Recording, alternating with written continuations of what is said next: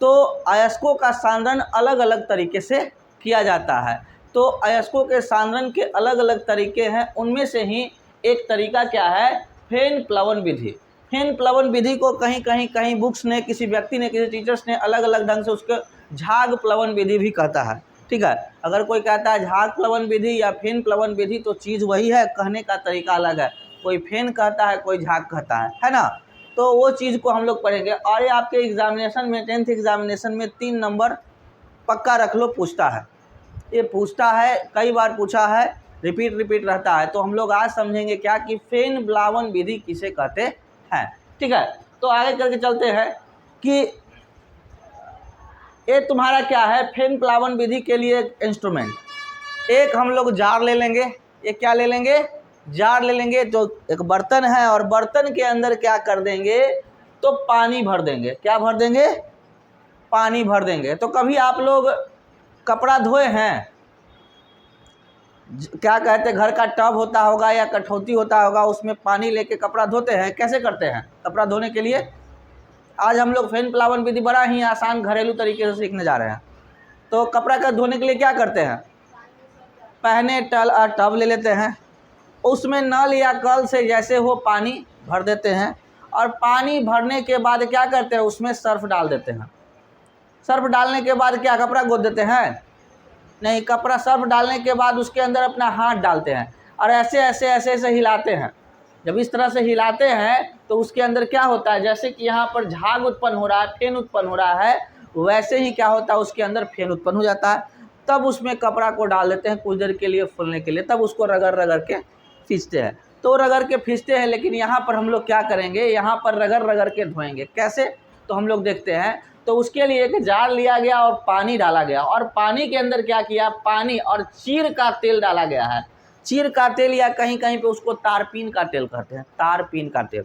हिंदी में आपको लिखना है तो समझ लेना है चीर का तेल। किस चीज़ का तेल, चीर का तेल। ठीक है, पानी में जब हम लोग चीर का तेल डालते हैं और यहाँ से एक पाइप लगा देते हैं, ये जो हमारा है क्या है, पाइप लगा देते हैं। तो पाइप लगाते हैं और उसमें से क्या कहते हैं, वायु का प्रवाह करते हैं, हवा फूंकते हैं। ठीक है, जैसे देखे हो घर में चूल्हा में एगो बड़का को लोहा के पाइप रहता है, हुर फूंकता है तो क्या होता है, उन्हें से हवा दिखता है तो पूरा लौ बिकता है।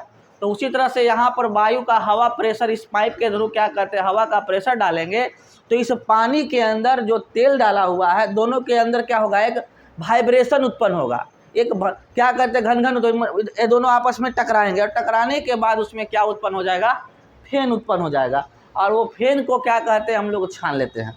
कैसे, तो हम लोग समझेंगे, बस अभी समझ लेना है क्या कि ये क्या है, एक जार है, उसके अंदर पानी है और पानी में चीर का तेल मिलाया हुआ है, और एक इसमें नली लगाया हुआ है जिससे हवा फूंकने का काम किया जाएगा। अब होता क्या है, तो इसके थ्योरी पर हम लोग चलेंगे तो और क्लियर होगा। बोला गया है अयस्क की सांद्रता। अगर कोई पूछे कि फेन प्लावन विधि क्या है, तो अयस्कों के सांद्रण करने की एक विधि है। क्या बोला गया है, फेन प्लावन विधि क्या है, तो अयस्कों के सांद्रण करने की एक विधि है। अब इसमें बोला गया है क्या, फेन प्लावन विधि का उपयोग सल्फाइड अयस्क के सांद्रता में प्रयुक्त की जाती है। फेन प्लावन विधि में बारीक पीसे हुए सल्फाइड अयस्क को जल तथा चीर के तेल में मिलाकर टैंक में मिलाते हैं, और बारीक पीसे हुए अयस्क को जल तथा तेल के साथ मिश्रण में डालकर ऊपर से गर्म वायु प्रवाहित की जाती है। अशुद्ध अयस्क तेल के साथ झाग या फेन बनकर क्या होता, ऊपर तैरने लगते हैं, और जिससे शुद्ध अयस्क झाग के रूप में आ जाते हैं और अशुद्धियां तली में बैठ जाती है।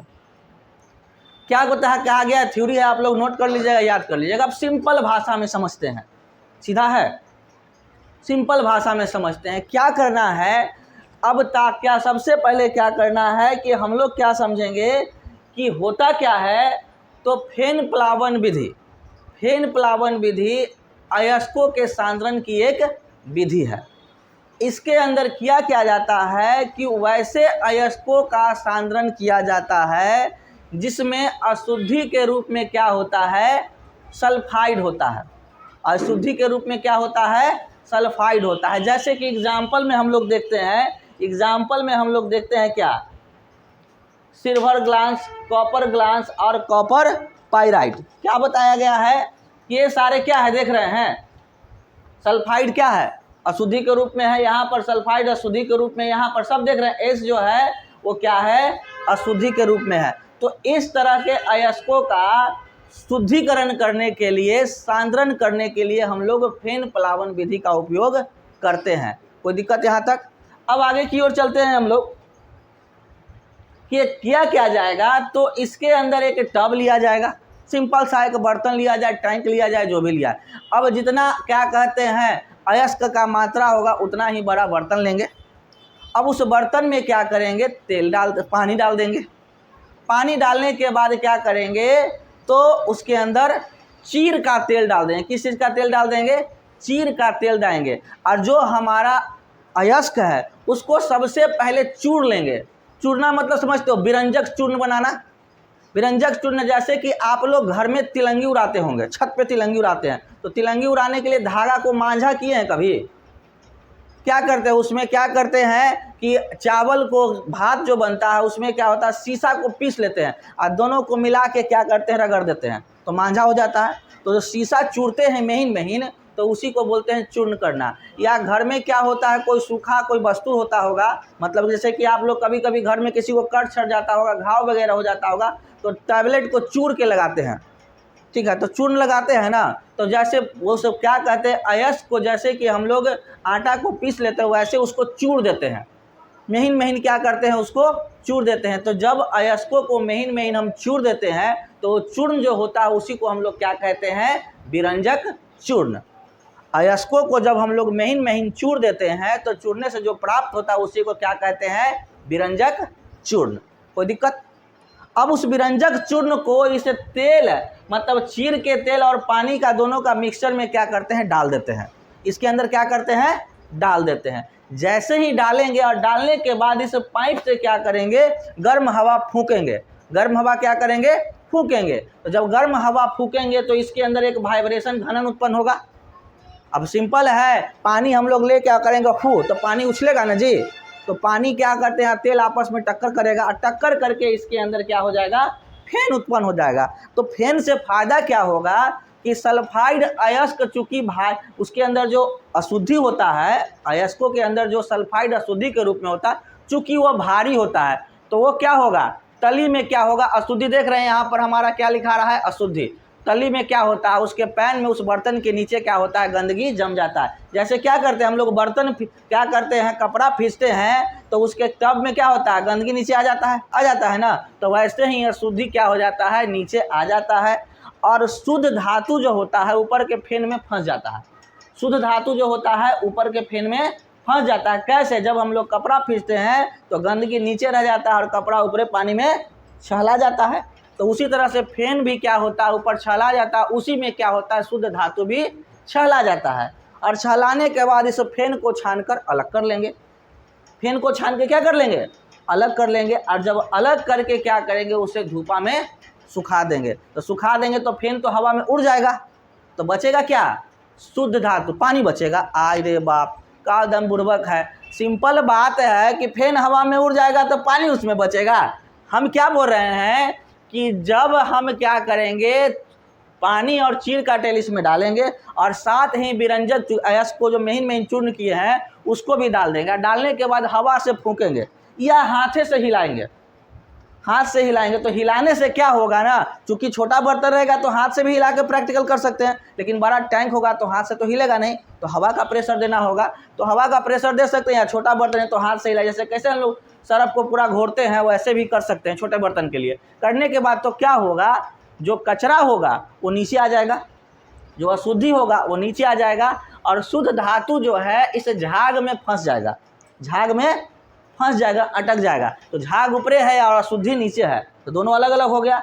अब इस फेन को क्या, हमको शुद्ध धातु ना प्राप्त करना है, अशुद्धि तो नहीं प्राप्त करना है। तो इस शुद्ध झाग को, जिसमें हमारा धातु है, इस झाग को यानी फेन को उठा के अलग कर देंगे। तो अलग करेंगे तो उसके अंदर का फेन सूख जाएगा। अब सिंपल है, लोहा में बहुत सारा फेन लटपटाइल है और धूपा में रख देंगे तो फेन तो सूख जाएगा और क्या प्राप्त होगा, लोहा प्राप्त हो जाएगा ना जी।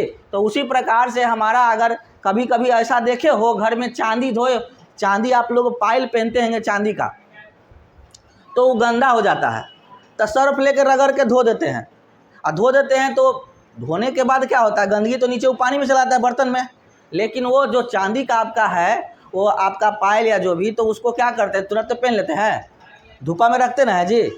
तो धूपा में रखेंगे तो क्या हो जाएगा, सूख जाएगा, पानी उसका हवा में उड़ जाएगा और शुद्ध क्या कहते हैं चांदी वाला पायल हमको प्राप्त हो जाएगा चकाचक, फिर पहन के शादी में घूमे, है ना। तो वैसा ही क्या कहा जाता है, यहाँ पर हम लोग चीर का तेल पानी के में मिलाकर क्या करते हैं, तारपीन का तेल मिला के और विरंजक चूर्ण को मिलाते हैं, जिससे अशुद्धि क्या होता है, जब फेन उत्पन्न होता है तो अशुद्धि नीचे रह जाता है और झाग ऊपर रह जाता है, और उस झाग को छान लेते हैं और उसको सुखा लेते हैं, और सुखा के हम लोग शुद्ध धातु प्राप्त कर लेते हैं, ठीक है। और इसकी थ्योरी भी हमने पहले ही बता दी है, यहाँ पर ये उसकी थ्योरी है कि कैसे करते हैं। फिल्म प्लावन विधि सल्फाइड अयस्कों के सांद्रण में प्रयोग किया जाता है, ठीक है। और उसके लिए क्या कहते हैं, किस तरह के अयस्कों का यूज किया जाता है, तो सिल्वर ग्लांस है, कॉपर ग्लांस है, कॉपर पायराइट है, गैलेना है, एल्युमिनियम का भी होता है। ये सब क्या होता है, ये सभी को क्या कहते हैं, फिल्म प्लावन विधि के द्वारा क्या किया जाता है, सांद्रित किया जाता है। ऑब्जेक्टिव भी पूछ सकता है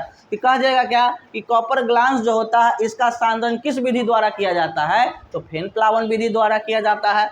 गैलेना जो होता है PBS किस विधि द्वारा इसका सांद्रण किया जाता है, तो फिल्म प्लावन विधि द्वारा किया जाता है, ठीक है। तो ये सारे तरीके हैं जिससे हम लोग समझ सकते हैं। और यहाँ पर एक उदाहरण के रूप में दिया गया, एक समीकरण दिखाया गया जैसे हम लोग अशुद्धि को शुद्धि रूप में करते हैं, और एक फिगर भी हमने दिया है जिसको आप समझ सकते हैं।